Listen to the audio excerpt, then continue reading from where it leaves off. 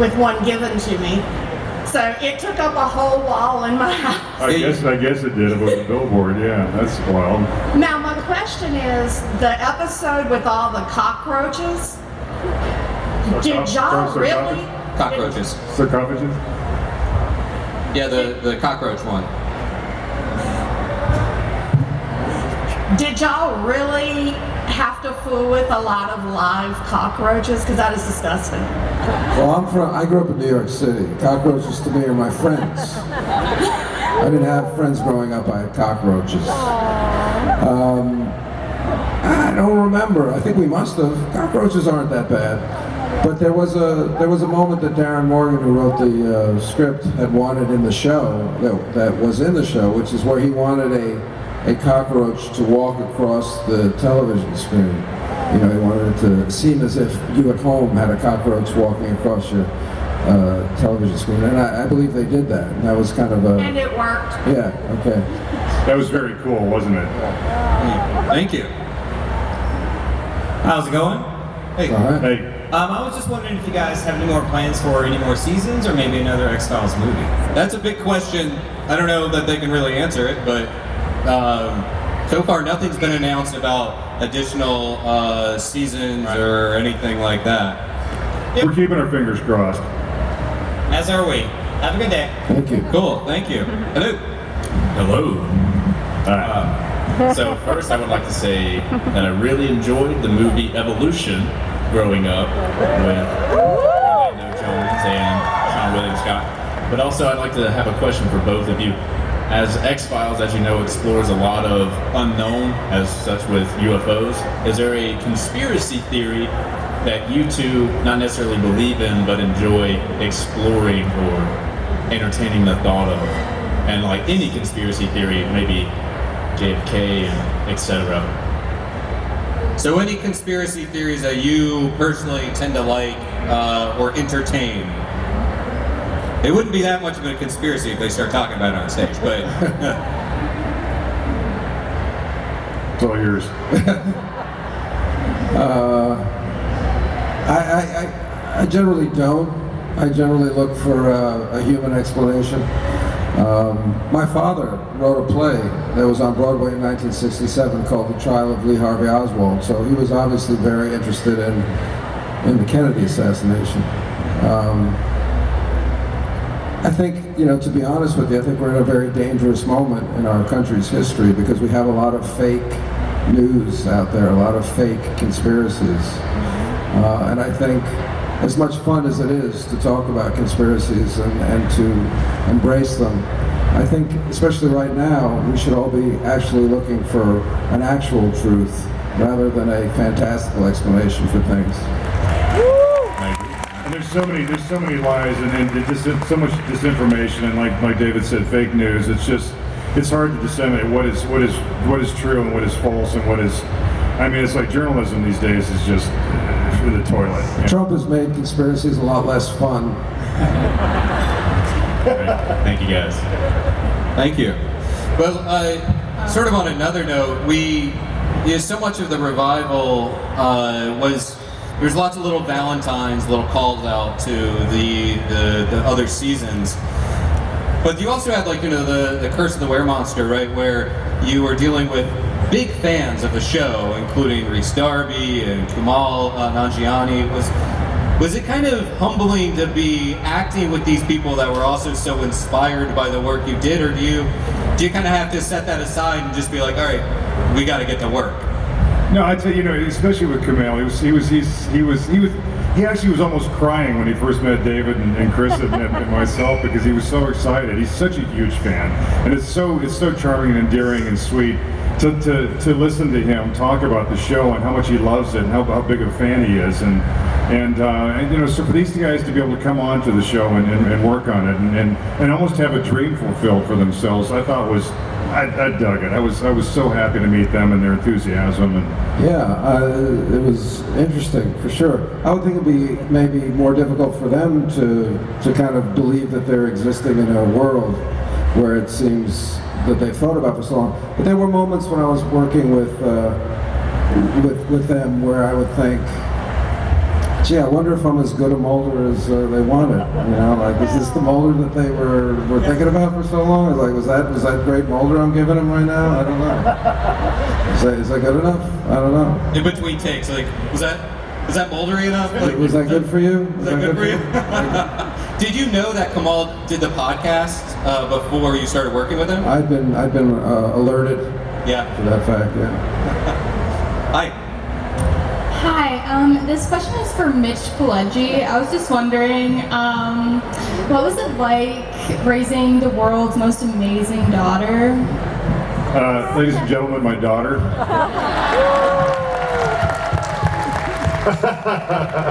It's awesome. Honey, you've been the best thing in my life. And I love you so much. Now sit down. That question could have gone in a really bad direction because she knows the real dirt, doesn't she? So, She knows everything, man. hi there. I don't know how I follow that, but I just wanted to, if you guys could talk briefly about some of your memories of some of the Darren Morgan episodes, specifically Jose Chung's From Outer Space.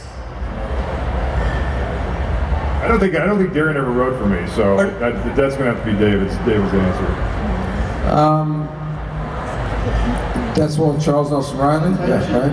No, that was the one with Alex Trebek and Jesse Ventura. Yeah, but Charles Nelson Riley was in that one as well, yeah. Yeah. Yes, I mean, you look, to be honest with you, you get a Darren script and it's kind of like, it exists as a script on a page. It's already really interesting and really great and really funny, but you wonder, is it going to translate into on its feet? Because he writes very literarily. That's not a word. But Close. yeah, it's close to a word. It has a couple words in it. So there's a certain kind of tension because you want it to be as good as it reads, which doesn't necessarily mean that it's gonna be, or it can be even. It's a very strange thing. So there's probably more pressure when I get a Darren script to try to make it as good as it reads. And in some ways, to try to make something as good as you think it can be is the surefire way to make sure that it sucks. So it's a very weird position to be in. It's like, I want this to be one of the great ones, don't know exactly how to do it. Jose Chung, don't really recall that much from working on it. I grew up in the 70s. Charles Nelson Riley was always on game shows. I was personally like, like fan. What is it? Fanboying? Charles Nelson Riley. So I remember that. I don't know. I feel like I answered the question. I'm not I was sure. opening a question. Could you still do the scream? Remember that episode where the scream when Yeah. you saw the body? I know I can't request it, but if it was requested, could you feel like you could still do it? I'd have to look at it first. Oh, okay. You know, it might not be in my range anymore. But everybody sort of has their own idea of what X-Files is, what it should be, and when you're dealing with writers who approach the show, or even, like media, press or whatever, when the revival was coming up, I know a lot of people were focusing on social media, on technology and everything. But when somebody kind of focuses on that, or focuses too much on the conspiracy, are they getting it wrong? Are they getting sort of X-Files wrong instead of focusing on humans and the human story and the fact that, like, to some degree, humans don't change? It's a good question, but I don't think you can get it wrong. I think one of the things that works about the X-Files is that it has all these different avenues within it, so that you can look at it as a soap opera, whatever's going on with Mulder and Scully and their love life and their kid or whatever happens, or you can look at it as a procedural, what happened in this particular case, or you can look at it as the overarching conspiracy, what's happening between aliens and humans and all that crap.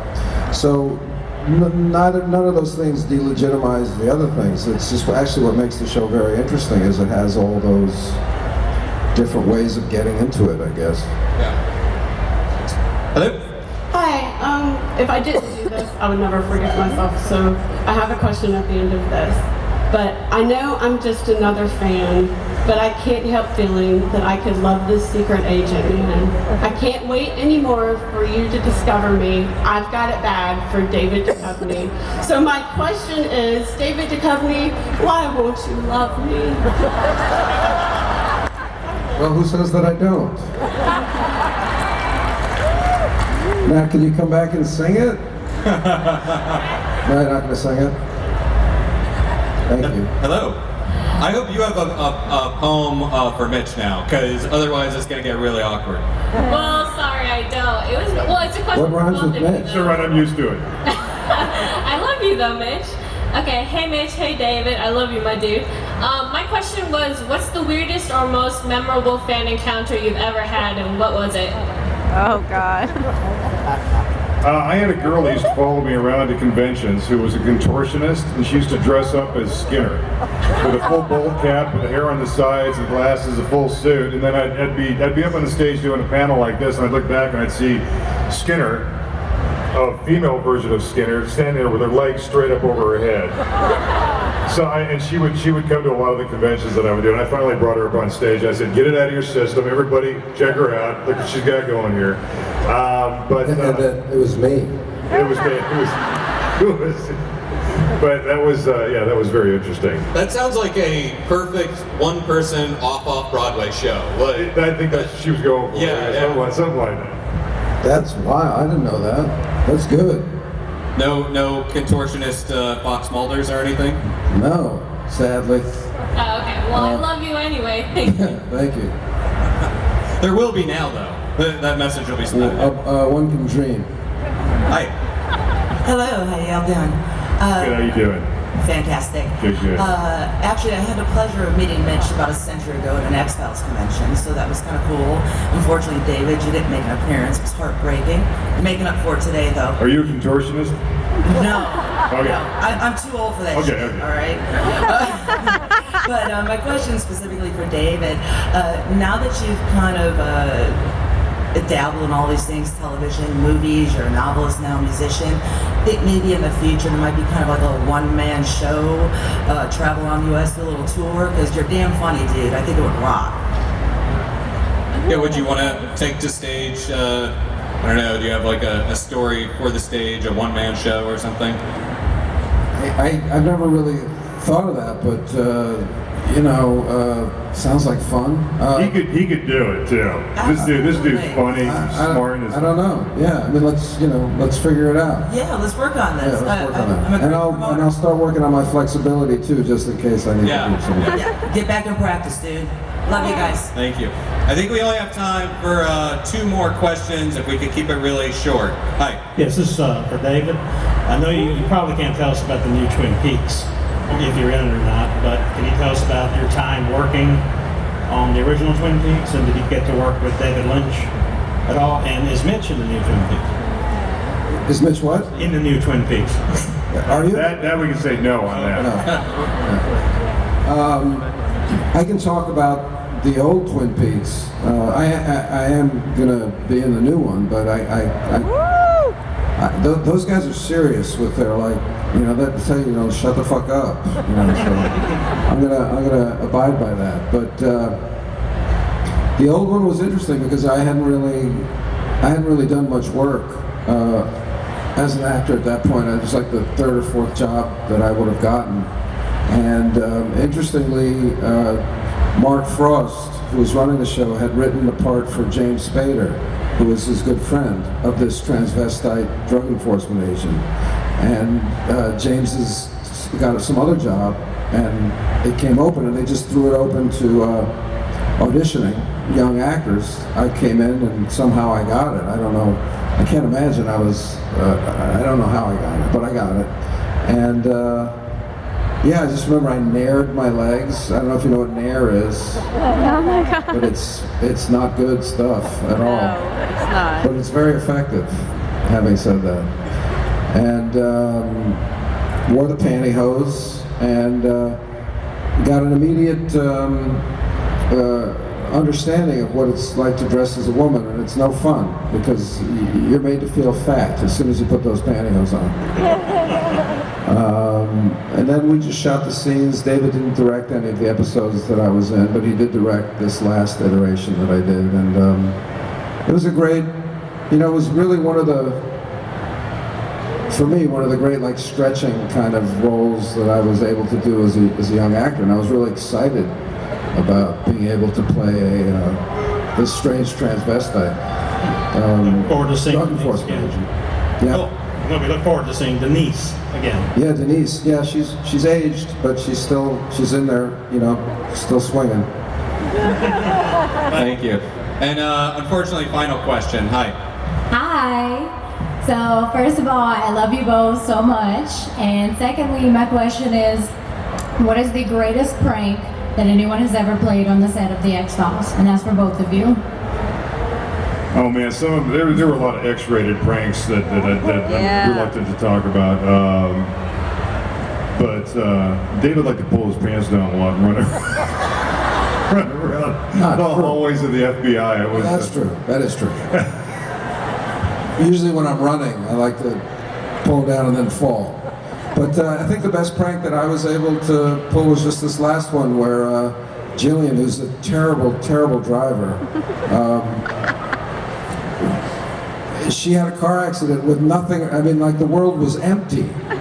There was nothing on the street. I was so relaxed.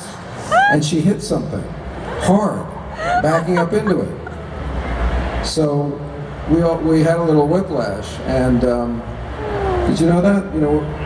At Riverview, there's nothing there. She hit the nothing that was there. Hard. Jillian is a horrible driver. Horrible driver. A horrible driver. But she thinks she's good. That's the hard part. So please don't tell her. Don't tell her we said this. Your secret's safe with me. Okay, so I was fine, but I heard she had her neck was hurting her a little. So I was in hair and makeup the next day, and I said, it'd be funny. Does like the does the medic have any like a neck brace for me?